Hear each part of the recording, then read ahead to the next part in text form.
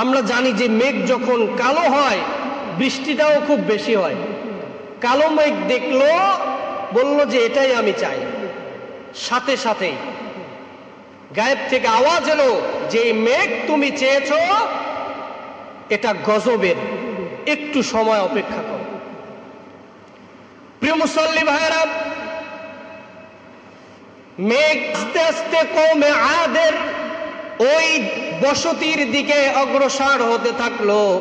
হঠাৎ করে একজন মহিলা, যেই মহিলা এই মেঘটাকে আসতে দেখে বিশাল জোরে একটা চিৎকার দিয়ে মুহূর্তের মধ্যে বেহুশ হয়ে গেল।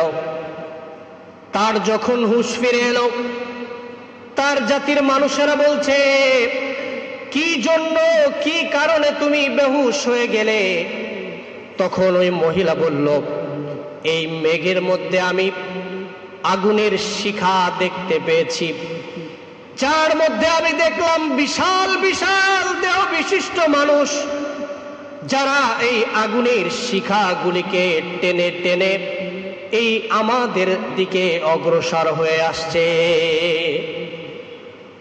পবিত্র কোরআনুল কারীমের মধ্যে আল্লাহ রাব্বুল আলামিন বলেন, 7 রাত 8 দিন পর্যন্ত আল্লাহ রাব্বুল আলামিন কঠিন জলোচ্ছ্বাস, কঠিন ঝড়, ঝঞ্ঝা বায়ু, আল্লাহ রাব্বুল আলামিন এমন বাতাস দিলেন, তারা প্রথম চান্সে হাঁটু গেড়ে মাটির ভিতরে হাঁটু দিয়ে বসেছিল আর বলছিল, যত বড় বাতাস আসুক না কেন, 3 দিকে পাহাড় রয়েছে, আরেক দিকে আমরা রয়েছি, এই বাতাস আমাদেরকে কিছুই করতে পারবে না। ইতিহাসের মধ্যে এসেছে তাদের বিশাল বিশাল অট্টালিকাগুলি ঝড় এমন ভাবে আসলো, আল্লাহ রাব্বুল আলামিন শক্ত জমিনের নিচেই একটা বাতাসকে আটকে রেখেছেন। সেই বাতাস থেকে সূচের ছিদ্র সমপরিমাণ বাতাস তাদের জন্য প্রেরণ করেছিলেন। এই বাতাস, ওই বাতাস, যেই বাতাসকে আল্লাহ রাব্বুল আলামিন কিয়ামতের সময় ইসরাফিল আলাইহিস সালাতু ওয়াস সালাম যখন সিংহায় ফুৎকার দিবেন, ওই বাতাসটাকে আল্লাহ তাআলা জমিনের ভিতরে ছেড়ে দিবেন। জমিনের ভিতরে ছেড়ে দেওয়ার সঙ্গে সঙ্গে এত পাওয়ারফুল বাতাস যে মুহূর্তের মধ্যে পৃথিবীর সব পাহাড়গুলিকে ভেঙ্গে চুরে ধ্বনিত তুলার ন্যায়, কাল আইহনিল মানফুস, ধ্বনিত তুলার ন্যায় করে দেবে। আল্লাহ তাআলা যে বিশাল আকাশ সৃষ্টি করেছে, এই আকাশগুলিকে ভেঙ্গে চুরে চুরমার করে দিবে। এই বাতাস সূচের ছিদ্র পরিমাণ তাও করা যায় না। এভাবে করে রাসূল সাল্লাল্লাহু আলাইহি ওয়াসাল্লাম অসংখ্য বিষয়ের সমাধান তিনি উম্মতের কাছে বলে দিয়েছেন। এরপরেই আমরা যুগের পর যুগ ধারাবাহিকভাবে আমরা এই রাসূল সাল্লাল্লাহু আলাইহি ওয়াসাল্লামের নীতির উপরেই চলে আসছি। আমরা জানি যে ইতিপূর্বে যে উম্মতগণ এই দুনিয়াতে এসেছিল, আমাদের নবীর পূর্বে আল্লাহ রাব্বুল আলামিন আদম আলাইহিস সালাতু ওয়াস সালামকে দুনিয়াতে পাঠিয়েছেন। কিছুকাল দুনিয়া একদম স্বচ্ছ ছিল, কোনো ধরনের পাপাচার কোনো কিছুই দুনিয়াতে ছিল না।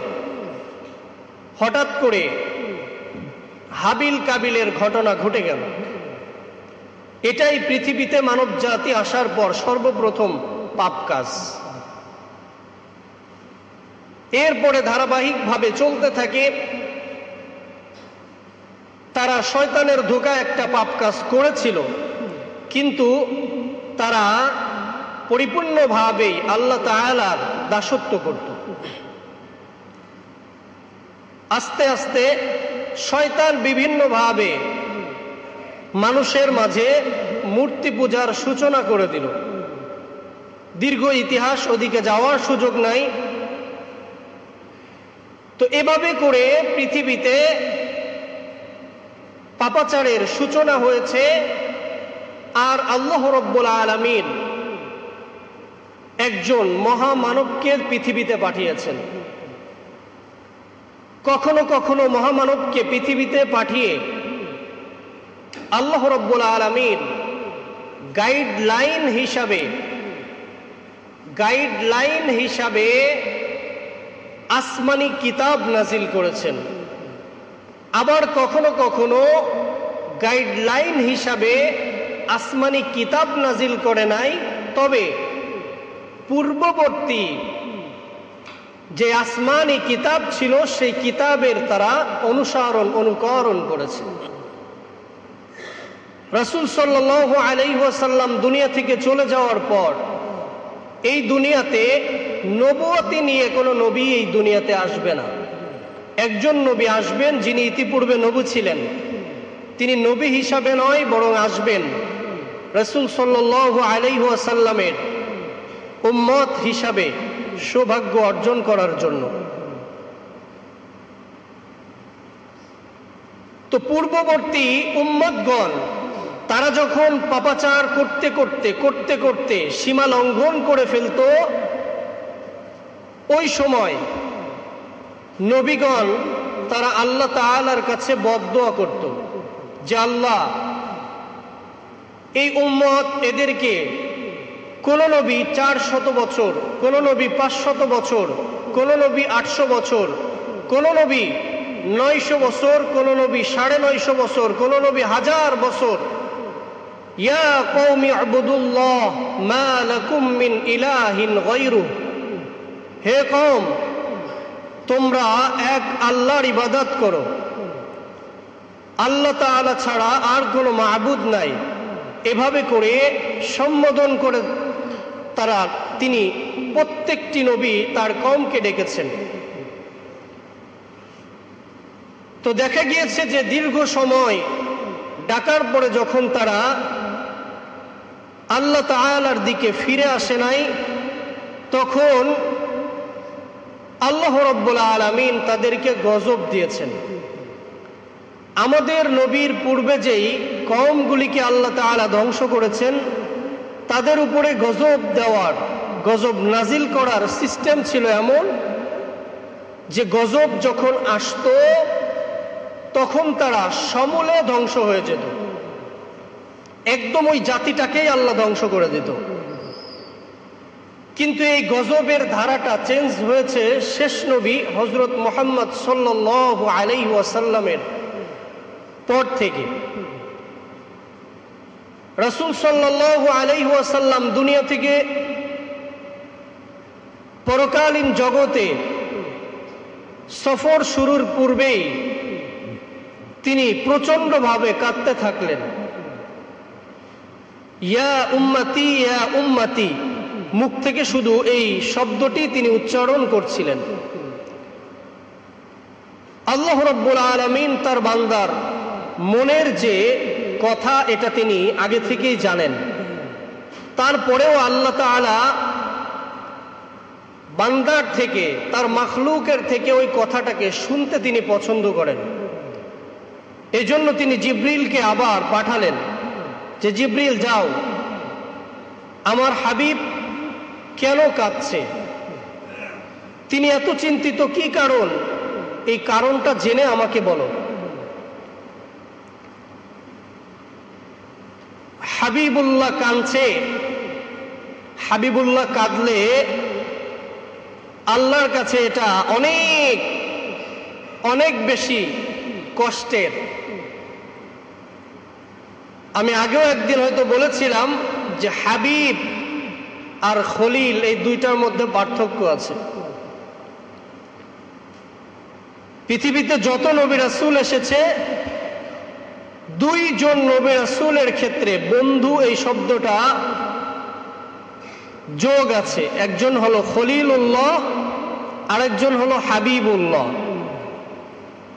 খলিলুল্লাহ তাকে বলা হয় যিনি আল্লাহকে বন্ধু হিসাবে গ্রহণ করে, আর হাবিবুল্লাহ তাকে বলা হয় যাকে আল্লাহ রাব্বুল আলামিন বন্ধু হিসাবে গ্রহণ করেন। সুবহানাল্লাহ। তো এই জন্য আল্লাহ রাব্বুল আলামিন নবীজির কাছে পাঠালেন। নবীজি তখন বললেন, আমার একটাই চিন্তা হচ্ছে, আর সেই চিন্তাটা আমার নিজের জন্য নয়, আমার পরিবার বর্গের জন্য নয়, আমার সেই চিন্তাটা আমার গোটা উম্মতের জন্য। রাসূল সাল্লাল্লাহু আলাইহি ওয়াসাল্লাম বলছেন, এই চিন্তাটি হলো আমার উম্মত আমার দুনিয়া থেকে চলে যাওয়ার পর দীর্ঘ একটা সময় তারা দুনিয়াতে আসবে চলে যাবে, আসবে চলে যাবে, এভাবে করে কিয়ামত পর্যন্ত ধারাবাহিকতাটা বজায় থাকবে। তো এই ধারাবাহিকতাটা ইতিপূর্বে তো বিভিন্ন কওম, বিভিন্ন জাতি তারা যখন বিরুদ্ধাচারণ করতে করতে সীমা লঙ্ঘন করেছে, সাথে সাথে আল্লাহ তাআলা সতর্ক করেছে, সতর্ক না মানলে তাদেরকে সমূলেই ধ্বংস করে দিয়েছে। এখন তো আর এরকম কোনো সুযোগ নাই যে আমার সাথে আরো কোনো নবী আছে বা পরবর্তীতে আসবে, বরং আমি এক নবী আর গোটা কওম, সারা পৃথিবীর সব হলো আমার জাতি। ধ্বংস করলে একবারেই সব ধ্বংস করে দিবে। আমার শেষ ফরিয়াদ আল্লাহর কাছে হলো এটা যে আমার আল্লাহ, আমার রব আমাকে এই ওয়াদা দিবে যে আমার গোটা কওমকে আল্লাহ তাআলা একবারেই সমূলে ধ্বংস করবে না। জিবরিল আলাইহিস সালাতু ওয়াস সালাম আল্লাহর কাছে গেলেন, যে বললেন, আল্লাহ আপনার হাবিব এই কথাটা বলেছে। আল্লাহ তাআলা সূরাতুদ দুহা নাজিল করলেন, আল্লাহ রাসূলকে সান্ত্বনার বাণী শোনালেন যে আপনার টেনশনের কোনো কারণ নেই। ওয়ালা সাউফা ইউতিকা রাব্বুকা ফাতারদা, এই পৃথিবীতে তো আপনার উম্মতকে আমি ধ্বংস করবই না, সাথে সাথে ওয়ালা সাউফা ইউতিকা রাব্বুকা ফাতারদা, অচিরেই আমি আপনাকে এত পরিমাণ পুরস্কার দান করব যে আপনি বলবেন, হে আমার রব, আমি আপনার পুরস্কারের উপরে সন্তুষ্ট হয়ে গিয়েছি। বলুন সুবহানাল্লাহ। আর সেই পুরস্কারটি আল্লাহ রাব্বুল আলামিন দিবেন কিয়ামতের ময়দানে। কিয়ামতের ময়দানে নবীজি সুপারিশ করতেই থাকবেন উম্মতের জন্য, করতেই থাকবেন, করতেই থাকবেন, করতে করতে যতক্ষণ না বলবে যে আল্লাহ আমি আপনার উপরে সন্তুষ্ট হয়েছি, ততক্ষণ পর্যন্ত তিনি তার উম্মতের জন্য সুপারিশ করতেই থাকবে। আর নবীজি বলেন যে আমি অতক্ষণ পর্যন্ত, যখনই জিবরিল এই কথাটা বলেছে যে আপনার সন্তুষ্ট হওয়ার আগ পর্যন্ত সুপারিশের অনুমতি দেবে আল্লাহ তাআলা, নবীজি তার উম্মতের উপরে কি পরিমাণ দরদ, কি পরিমাণ ভালো তিনি তার উম্মতকে বাসতেন, যে নবীজি বলছে, সুযোগ পেয়ে গিয়েছি, আমার আল্লাহকে জানিয়ে দিও আমার একজন উম্মত যতক্ষণ পর্যন্ত জাহান্নামে থাকবে ততক্ষণ পর্যন্ত আমি মুহাম্মদ সাল্লাল্লাহু আলাইহি ওয়াসাল্লাম সুপারিশ বন্ধ করব না। সুবহানাল্লাহ। এই নবী এত ভালোবাসা আমাদেরকে দিয়েছেন, কিন্তু তার প্রতি আমাদের ভালোবাসা বিন্দু মাত্র নাই। অধিকাংশ উম্মতের অবস্থাই হলো এখন এমন যে বিন্দু মাত্র ভালোবাসা আমাদের মধ্যে নাই। তো আল্লাহ রাব্বুল আলামিন শেষ নবীর উম্মতকে এজন্য ধ্বংস করেন না সমূলে, তার কারণ হলো এই যে আল্লাহ তাআলা শেষ নবীর কাছে ওয়াদা দিয়েছেন যে না, আমি আপনার গোটা উম্মতকে কখনো ধ্বংস করব না।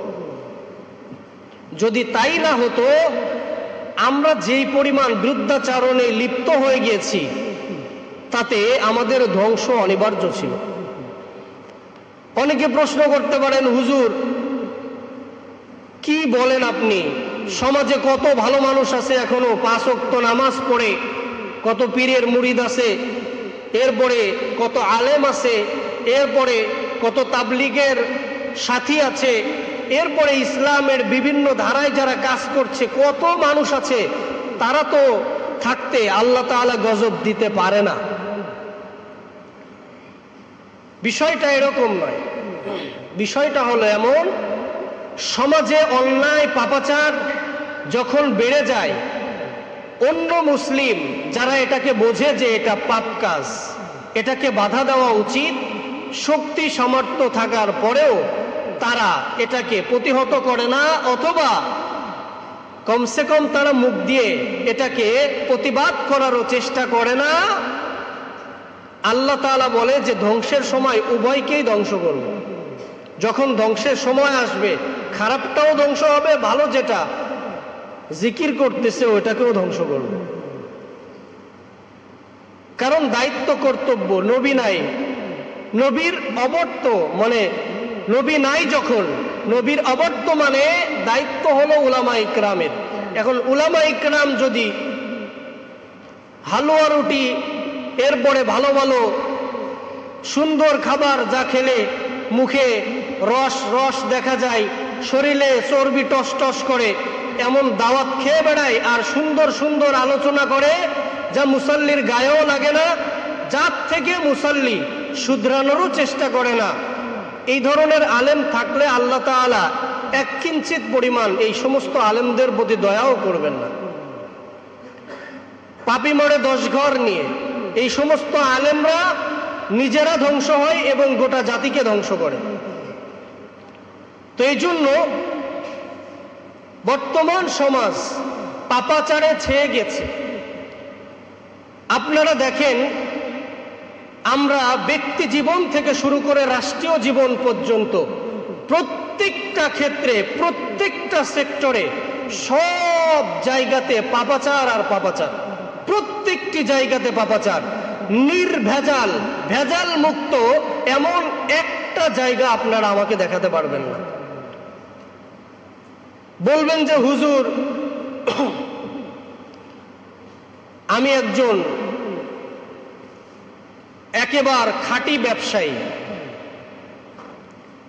কোন রকম কোনো ভেজাল, কোন রকম কোনো সামান্য এদিক ওদিক আমি করি না, কিন্তু যদি হিসাব নিকাশ করা হয় তাহলে দেখা যাবে যে তার ব্যবসার মধ্যে সমস্যা আছে। কি দেখবেন, আমাদের সমাজে এক শ্রেণীর মানুষ আছে, 5 ওয়াক্ত নামাজ পড়ছে, একদম হালাল পন্থায় ব্যবসা করছে, তার বক্তব্য মতে হালাল। আবার এই ব্যক্তিটাই বলছে, হুজুর সমস্যা, সুদি ঋণ নিছিলাম, তওবা করে নিবানে আল্লাহর কাছে, একবার নিছি আর নেব না, এবার কোন রকম শোধ হয়ে গেলে দ্বিতীয়বার আর কোনোদিন আমি নেব না, এইবারেই আমার তওবা, একেবারে জীবনের মতো তওবা করলাম, আর কোনোদিন আমি সুদ নেব না। ব্যবসায়ীদের মধ্যে আপনি দেখবেন এক শ্রেণীর ব্যবসায়ী আছে, সে সুদও মনে করেন নেয় না, একদম খাঁটি দিলে ব্যবসা করে। রমজান মাস যখন আসে, রমজানের আগে পণ্য কিনে বোঝাই করে রাখছে, জানে যে রমজান আসলে মালের দাম বেড়ে যাবে, সাথে সাথেই সেই মালের দাম একদিন আগে যা বিক্রি করেছে 20 টাকা, সাথে সাথে একদিনের ব্যবধানে সেই মাল বিক্রি করে 25 টাকা। লাভ আপনি করবেন, ইসলাম লাভ করতে বলেছে, কিন্তু এমন লাভ করা যাবে না যে লাভ করলে মানুষের জন্য কষ্ট হয়, এটাকে জুলুম বলা হয়। প্রত্যেকটি বিষয় মানে আমাদের এমন হয়ে গিয়েছে যে আমরা প্রত্যেকটা বিষয়েই যদি আমরা একটু বিশ্লেষণ সাপেক্ষে কথাবার্তা বলি তাহলে সব আমরা এরকম অসংখ্য বিষয় আমরা দেখতে পাবো। এমনকি মনে করেন বাহিরে সারা জায়গাতে যা করতেছি তা তো করতেছি, মসজিদে আল্লাহর ঘরে আসছি, আল্লাহর ঘরে এসেও ব্যস্ত, সময় নাই। ইমাম সাহেব যদি একটু মোটামুটি নামাজে দেরি করে তাহলে তো একেবারে বিশাল বিরক্তির কারণ। কি নামাজ পড়ে, এত সময় লাগে নাকি নামাজ পড়তে? কোন রকম ছোটখাটো কিরাত পড়বে, রুকুতে যদি একটু দেরি হয়ে যায়, এত লম্বা রুকু করার কি দরকার আপনার? অন্য মসজিদে নামাজ পড়ি 5-7 মিনিটেই নামাজ শেষ হয়ে যায়, আপনি এত লম্বা কিরাত ধরেন। কেউ কেউ আবার বলে যে হুজুর আপনি মনে হয় কিরাত মানুষকে শোনান, ভালো কণ্ঠ তাই। কি করব বলেন? অথচ বাস্তব কথা বলি, আমি কখনো কিরাত পড়ি এই উদ্দেশ্যে, আমার সবসময় কিরাত পড়ার মূল থিওরি থাকে এটা, আল্লাহর কালাম, আল্লাহর কথা, এটাকে আমার যত সুন্দর করে পড়া যায় তত সুন্দর করে আমি পড়ব। এটা আমার সর্বোচ্চ চেষ্টা করতে হবে, এক। দ্বিতীয় নম্বর হলো, মাঝে মধ্যে কিরাত লম্বা করি, আবার মাঝে মধ্যে খাটো করি। যখন লম্বা করি তখন চিন্তা করি কিয়ামতের ময়দানে অসংখ্য মানুষের অবস্থা এমন হবে, একটা নেকি কম পড়ে যাবে। একটা নেকি কম পড়ে যাওয়ার কারণে সারা কিয়ামতের ময়দান ঘুরে একটা নেকি কেউ দিবে না, একটা নেকি কম পড়ে যাওয়ার কারণে সে জাহান্নামী হয়ে যাবে। তো চিন্তা করি যে যদি আমি একটা আয়াত বেশি পড়ি, যদি কিয়ামতের ময়দানে আমার একটা মুসাল্লির 10টা নেকি বেশি হয়ে যায়, তাহলেই তো সে জান্নাতি হয়ে গেল। আবার মাঝে মধ্যে খাটো করি এই জন্য যে কারোর জন্য নামাজের পরে বিরক্তি না এসে যায় যে হুজুর কি পড়ে এত, এই জন্য মাঝে মধ্যে খাটো করি। তো ইমাম যে সে বিভিন্ন জিনিস চিন্তা করে, যদি সে সত্যিকারের ইমাম হয়, এখন এটা নিয়ে যদি সমালোচনা হয় তাহলে তো হবে না। ইমাম আপনাদের কল্যাণে চিন্তা করে। আমি যদি এসে 5 মিনিটেই নামাজ শেষ করে দিয়ে চলে যাই, কেউ আমারে কিছু বলবে? হয়তো একটু বলবে যে হুজুর তাড়াতাড়ি নামাজ পড়াই এই। তবে এটা বেশিরভাগ মানুষের কাছে ভালো লাগবে যে না হুজুর যাই হোক তাই হোক, হুজুর তার নামাজটা দ্রুত পড়ায়, দোকানে তাড়াতাড়ি যেয়ে বসা যায়। প্রিয় মুসাল্লি ভাইরা, সব জায়গাতে আমাদের ভেজাল হয়ে গিয়েছে। প্রত্যেকটা জায়গাতে গুনাহ আর গুনাহ, গুনাহ ছাড়া কোনো জায়গা নাই। হাদিসের মধ্যে এসেছে 15টি কারণে আল্লাহ তাআলা জমিনে গজব নাজিল করেন। তার মধ্যে 1 নম্বর সব থেকে গুরুত্বপূর্ণ কারণ হলো যখন জমিনে সব থেকে বেশি পাপাচার, এটা সয়লাব হয়ে যায়। তো আমাদের বর্তমান তাই হয়েছে। আফসোস, এই যে এত কঠিন শাস্তি, কঠিন আযাব আল্লাহ তাআলা আমাদের উপরে দিচ্ছেন, কি তাপমাত্রা! মধ্যপ্রাচ্য সেটাকে তার রেকর্ড ব্রেক করে তার থেকেও বেশি তাপমাত্রা, গরম এখনো সেভাবে পড়ে পারে নাই, তাই বাংলাদেশে তাপমাত্রা এত বেশি। মধ্যপ্রাচ্যে এখন 37-38 সর্বোচ্চ, সেখানে বাংলাদেশে 43। রাস্তার পিচ গলে যাচ্ছে। রাস্তা দিয়ে হেঁটে গেলে, রাস্তা দিয়ে গাড়ি চালিয়ে গেলে মনে হচ্ছে যে আগুনের মানে চুলার পাশে দাঁড়ালে যেমন মনে হয় যে মুখ ঝলসে যাচ্ছে, ঠিক ওরকম কঠিন অবস্থা তৈরি হয়েছে। কষ্ট লাগলো আমার। গত কয়েকদিন আগে ঢাকা বিশ্ববিদ্যালয়ে ইস্তিসকা নামাজের অনুমতি চাওয়া হয়েছে। ইস্তিসকা নামাজের অনুমতি দেয়নি। তো দেখলাম যে ঢাকা শহরে তীব্র তাপদাহ থেকে মুক্তির জন্য গাড়িতে পানির স্প্রে করা হচ্ছে। সারা দেশ এই পানির স্প্রে করে ঠান্ডা করা সম্ভব না। প্রত্যেকটি মানুষ, আমাদের অবস্থা হলো এই, গুনাহ করতে করতে যখন সীমা লঙ্ঘন করে ফেলি, আল্লাহর কাছে দোয়া করি, আল্লাহ সারা জীবনে সব ভুল সব মাফ করে দাও, আর পাপ করবো না, একটু বৃষ্টি দাও। ইদানিং আমাদের অবস্থা এরকম হয়ে গিয়েছে। দেখলাম এক আলেম দোয়া করেছে ইস্তিসকা নামাজের জন্য, আর এক আলেম এটাকে নিয়ে ব্যঙ্গ করছে। মানে পৃথিবী কোন পর্যায়ে যে ঠেকেছে! আমরা মানে সীমালঙ্ঘনের চূড়ান্ত পর্যায়ে চলে গিয়েছি। একের পর এক আল্লাহ তাআলা আযাব, গজব এগুলিকে দিয়েই যাচ্ছেন। করোনা দিল, ওই সময় কিছু মানুষ একটু ভালো হয়েছিল। অনেকেই, আমিও মনে মনে চিন্তা করছিলাম যে না, মনে হয় পৃথিবী আগামী 30, 40, 50 বছর ঠিক থাকবে। করোনা কোন রকম বিদায় নিতে পারে, বাস আবার মানুষ যেমন ছিল তেমন। এরপরে একের পর এক আমরা দেখলাম তো ঝড় বাংলাদেশে একের পর এক এসেই যাচ্ছে। এরপরে এই যে প্রখর তাপ রৌদ্রের, এই তাপ তো বাড়বে। কওমে আদ, আল্লাহ তাআলা যাদেরকে এত শক্তি দিয়েছিল এবং তাদের শরীরের গঠনটা এমন ছিল যে 400 গজ লম্বা ছিল, খালি তারা 400 গজ। যারা মাঝারি তারা হলো 200 গজ লম্বা, আর যারা একেবারে বেটে খাটো তারা ছিল 70 গজ লম্বা। তো এরাও যখন পাপাচার করতে করতে চূড়ান্ত পর্যায়ে চলে গেল, হযরতে হুদ আলাইহিস সালাতু ওয়াস সালাম বললেন যে আর সামনের দিকে অগ্রসর হয় না, এখনো সময় আছে, আল্লাহর দিকে ফিরে আসো। তো শেষ পর্যন্ত তারা বলল যে কি আর ফেরবো, এই যে এত তাপদাহ এত কিছু চলছে, কোনো মানুষের মধ্যে কোনো হুঁশ আছে? কথা বলেন। এখনো মসজিদে মুসল্লি ভরে, আরে আওয়াজ দেন না। এখনো এই জুমার দিনে যতটা মুসল্লি হয় ওক্তীয় নামাজে সেই মুসল্লি হচ্ছে। মনে করে কি যে মনে হয় প্রাকৃতিক পরিবর্তন হচ্ছে, সেই পরিবর্তনের কারণে এই তাপদাহ। ঠিক ওই সময়ের কাফের যারা, তাদের যে মানসিকতা ছিল, চিন্তা চেতনা ছিল, ঠিক আমাদের চিন্তা চেতনাটাও তাদের সাথে মিলে যায়।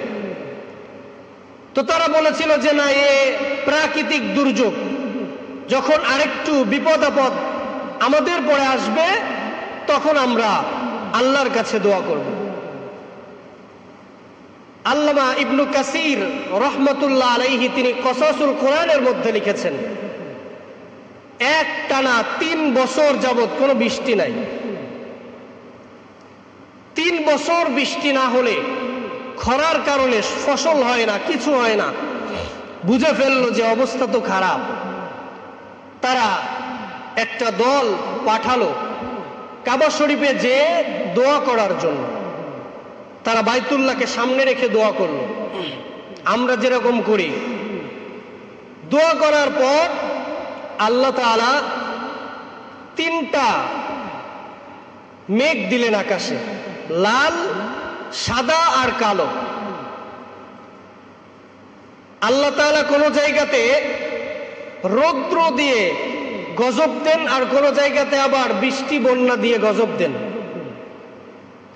দুবাই পাপাচারের একদম পৃথিবীর একটা কেন্দ্রবিন্দুতে পরিণত হয়েছে। দেখলাম দুপুর 2:30টার ঘটনা, মাত্র 2 থেকে 3 মিনিটের মধ্যে, ভর দুপুর মুহূর্তের মধ্যে 2-3 মিনিটের মধ্যে, মনে হচ্ছে সন্ধ্যার পরে 7টা-8টার দিকে যেরকম অন্ধকার হয়ে যায়, 2 থেকে 3 মিনিটের মধ্যে অন্ধকার হয়ে গেছে। পুরো দুবাই শহর মুহূর্তের মধ্যে ভেঙ্গে চুরে এমন ঝড়ো হাওয়া বইতে শুরু করেছে, এমন বৃষ্টি আল্লাহ দিল যে বিশাল শহর পুরা পানির নিচেই তলিয়ে গিয়েছে। দুবাইয়ের মানুষ তারা সাক্ষাৎকার দিয়েছে যে এটা আমরা কোনোদিন কল্পনায় ভাবি নাই, কল্পনায়ও ভাবি নাই। আমরা মনে করি যে সাগর তো বহু দূরে, মাইল মাইল, এখান থেকে সাগরে যেতে 3-4 দিন সময় লাগে। আমরা বহু দূরে আছি, আযাব গজব আসলে কোনো সমস্যা নাই। আর যদি ঝড় আসে, আমার বাড়ি 3 তলা, বিল্ডিং এর ভিতরে ঢুকে তালা মেরে বসে থাকবো। আল্লাহর যে কোনো শাস্তির সামনে, আল্লাহর যে কোনো গজবের সামনে পৃথিবীর মাখলুক এটা তুচ্ছ না, মানে এটারে কোনোভাবে পরিমাপ করা যায় না। আল্লাহ শুধু হুকুম করবে, হুকুম করার সাথে সাথে মূল থেকে উপড়ে চলে যাবে। তো যখন আকাশে 3টি মেঘ দেখা গেল, তখন গায়েব থেকে আওয়াজ এলো, এর মধ্যে কোন মেঘটি চাও? আমরা জানি যে মেঘ যখন কালো হয় বৃষ্টিটাও খুব বেশি হয়। কালো মেঘ দেখলো, বলল যে এটাই আমি চাই। সাথে সাথেই গায়েব থেকে আওয়াজ এলো যে মেঘ তুমি চেয়েছো এটা গজবের, একটু সময় অপেক্ষা করো। প্রিয় মুসল্লি ভাইয়েরা, মেঘ আস্তে আস্তে কওমে আদের ওই বসতির দিকে অগ্রসর হতে থাকলো। হঠাৎ করে একজন মহিলা, যেই মহিলা এই মেঘটাকে আসতে দেখে বিশাল জোরে একটা চিৎকার দিয়ে মুহূর্তের মধ্যে বেহুশ হয়ে গেল। তার যখন হুঁশ ফিরে এলো, তার জাতির মানুষেরা বলছে, কি জন্য, কি কারণে তুমি বেহুশ হয়ে গেলে? তখন ওই মহিলা বলল, এই মেঘের মধ্যে আমি আগুনের শিখা দেখতে পেয়েছি, যার মধ্যে আমি দেখলাম বিশাল বিশাল দেহ বিশিষ্ট মানুষ, যারা এই আগুনের শিখাগুলিকে টেনে টেনে এই আমাদের জাতির দিকে অগ্রসর হয়ে আসছে।